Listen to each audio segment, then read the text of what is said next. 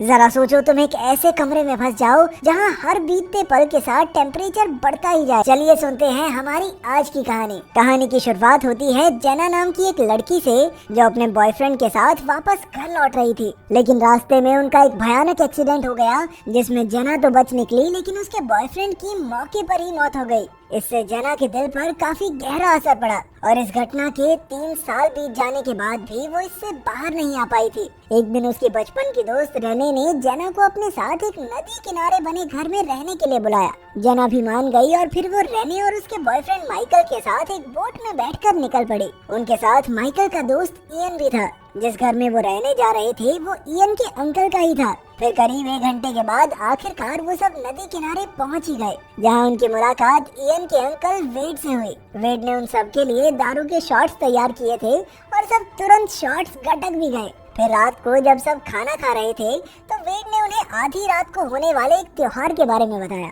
वो चाहता था कि इयन और उसके दोस्त वहां जाकर खूब मजे करें, इसलिए उसने उन चारों के लिए टिकट्स भी ले ली थी। खैर बाद में जब जेना वेड के कुत्ते के साथ खेलने बाहर गई तो उसने देखा कि वेड माइकल को थोड़े भांग के पत्ते दे रहा था। उसने इस बारे में रेने से बात की तो रेने ने बताया कि माइकल को शराब पीने और भांग फूकने की आदत लग चुकी है। उसने माइकल को समझाने की बहुत कोशिश की लेकिन कोई फायदा नहीं हुआ। उधर वेड पहले ही घर से चला गया था क्योंकि उसे त्योहार के लिए पटाखे लाने थे। फिर बाकी सब भी तैयार होकर निकलने ही वाले थे कि अचानक माइकल को घर में गर्म पानी का बाथटब मिल गया जिसे सोना कहा जाता है। वो इस मौके को छोड़ना नहीं चाहता था, इसलिए उसने बाकी सबको भी त्योहार में जाने से पहले सोना में नहाने के लिए मना लिया। पहले तो जेना थोड़ा हिचकिचा रही थी लेकिन रेने के कहने पर वो भी मान गई। अब वो अपने कमरे में कपड़े बदलने गई तो उसने अपने गले से अपने बॉयफ्रेंड की अंगूठी उतारकर दवाइयों के साथ रख दी। इसके बाद वो नीचे उतरी और पानी की 2 बॉटल्स लेकर सोना में घुस गई। वहाँ एक बिजली से चलने वाला ओवन था जिसमें पत्थर गर्म होते थे और कमरे का तापमान बढ़ जाता। फिर जल्द ही सब पसीने से तरबतर हो गए, इसलिए इयन ने कहा कि उन्हें नदी में डुबकी लगाने जाना चाहिए।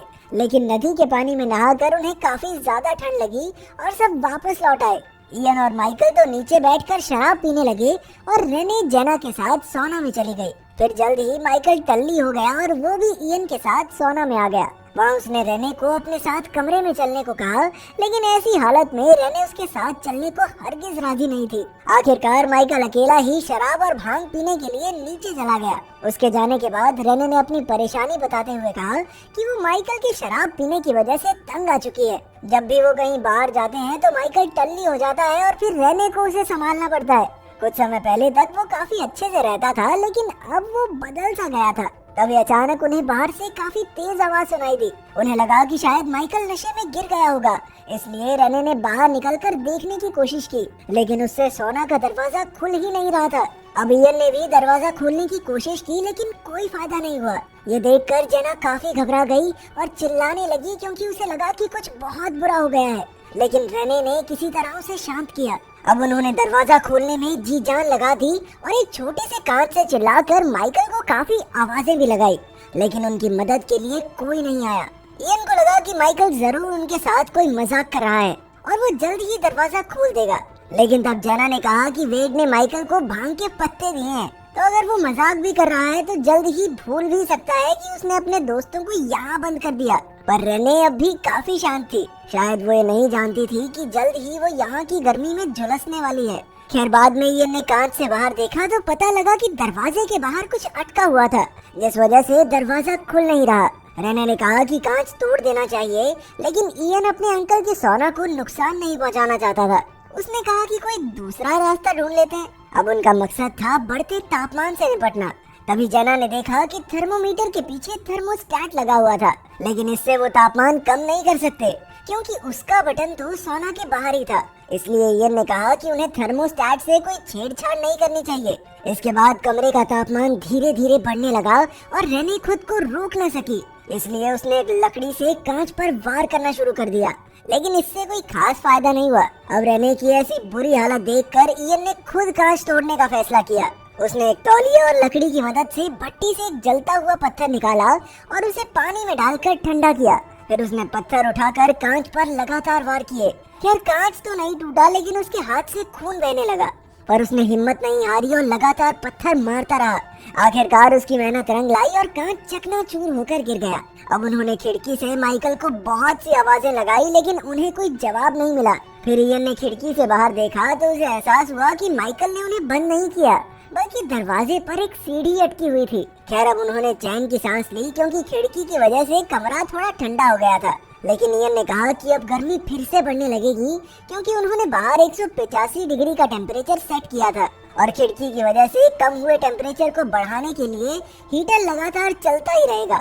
अब उसके दिमाग में एक और तरकीब आई और उसने तौलिए में पत्थर लपेटकर खिड़की से बाहर निकाला और उसकी मदद से सीढ़ी हटाने की कोशिश की, लेकिन ये तरकीब भी काम नहीं आई। अब समय उनके हाथों से निकलता जा रहा था, इसलिए रेने ने थर्मोस्टेट तोड़ने का फैसला किया ताकि टेम्परेचर और न बढ़े। लेकिन इयन ने उसे रोकते हुए कहा कि अगर ये नाकामयाब रहा तो सोना का टेम्परेचर 250 डिग्री चला जाएगा। इस पर जेना और रेने के बीच काफी बहसबाजी शुरू हो गई, लेकिन तभी इयन को एक और तरकीब सूझी।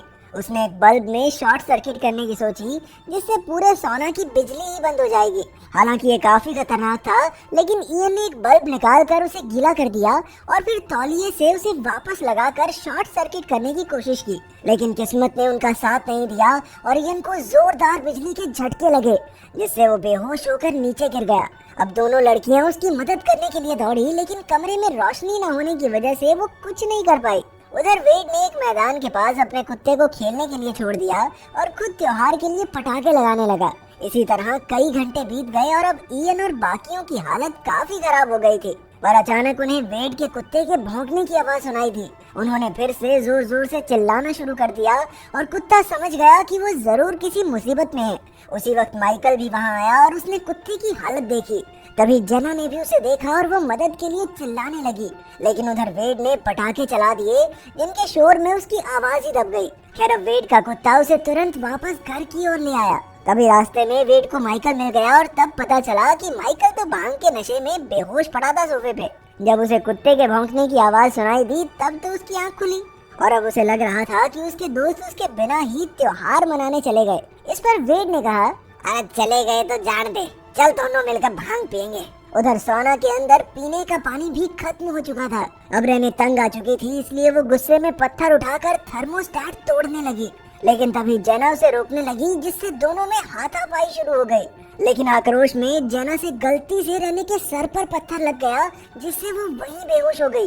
अब जेना पछतावे में आकर फूट फूट कर रोने लगी। तब इयन ने रेने को उठाकर हीटर से दूर किया और जेना को विश्वास दिलाया कि सब कुछ ठीक हो जाएगा। लेकिन जेना को इतना गहरा सदमा लग चुका था कि वो बार बार यही दोहराने लगी कि उसने रेने को जानबूझकर नहीं मारा, वो तो सिर्फ उसे थर्मोस्टेट तोड़ने से रोक रही थी, क्योंकि इयन ने कहा था कि उसके टूटने से वो सब मारे जाएंगे। पर जब इयन ने बताया कि मैंने तो बस तुक्का लगाया था, तो जेना को इतना गुस्सा आया कि उसने खुद ही थर्मोस्टेट तोड़ डाला। यह उसकी जिंदगी की सबसे बड़ी गलती थी, क्योंकि इससे सोना का हीटर फिर से चालू हो गया। अब तापमान तेजी से बढ़ने लगा, जिससे इयन पागलों की तरह हरकतें करने लगा। अचानक उसने अपने हाथों से ही हीटर को तोड़ डालने का फैसला किया, लेकिन कुछ ही पलों में वो हीटर की गर्मी में झुलसने की वजह से मारा गया। तभी अचानक हीटर में जोरदार धमाका हुआ और जेना किसी तरह समय पर दरवाजा खोलकर बाहर आ गई।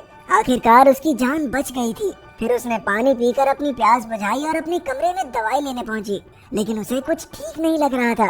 तभी ये खुलासा होता है कि जेना अब भी सोना में फंसी हुई थी और ये सब तो सिर्फ उसका एक सपना था। इस दौरान माइकल वेड के साथ घर वापस लौट आया, पर उसने देखा कि उसके दोस्त अब तक नहीं लौटे थे, इसलिए वो झांझ में फिर से सोफे पर सो गया। उधर जेना और रेने अब भी सोना में थे और इयन की मौत हो चुकी थी। जल्द ही रेने को होश आया और जेना उसे सहारा देकर खिड़की तक ले आई ताकि वो ढंग से सांस ले सके। फिर उसने देखा कि हीटर में से गैस निकल रही थी, इसलिए उसने तुरंत लकड़ी से उसे ढक दिया और अचानक वहीं बेहोश हो गई। इसके बाद हम फ्लैशबैक में देखते हैं कि आखिर इस सब की शुरुआत हुई कैसे। असल में जब माइकल नशे में धुत होकर सोना के बाहर निकला तो उसका पैर फिसल गया और दरवाजे के सामने कई चीजें बिखर गई, लेकिन वो कुछ भी समेटे बिना वहाँ से चल पड़ा, जिससे कि सीढ़ी दरवाजे पर ही अटक गई और बाकी सब अंदर कैद हो गए। खैर कुछ समय बाद जब वेड वापस लौटा तो उसने खिड़की से देखा कि रेने और जेना अंदर फंसे हुए थे। उसने तुरंत एम्बुलेंस और पुलिस को खबर की और फटाफट उन सबको बाहर निकाला। आखिरकार जेना और रेने को बचा लिया गया, लेकिन बेचारे इयन को अपनी जान गंवानी पड़ी। जब माइकल को अपनी गलती का एहसास हुआ तो वो फूट फूट कर रोने लगा। उधर एम्बुलेंस में आखिरकार रेने और जेना ने हाथ थाम कर एक दूसरे को हिम्मत दी। अगर वीडियो पसंद आई तो लाइक कर देना, चैनल को सब्सक्राइब कर देना। मिलते हैं अगली वीडियो में।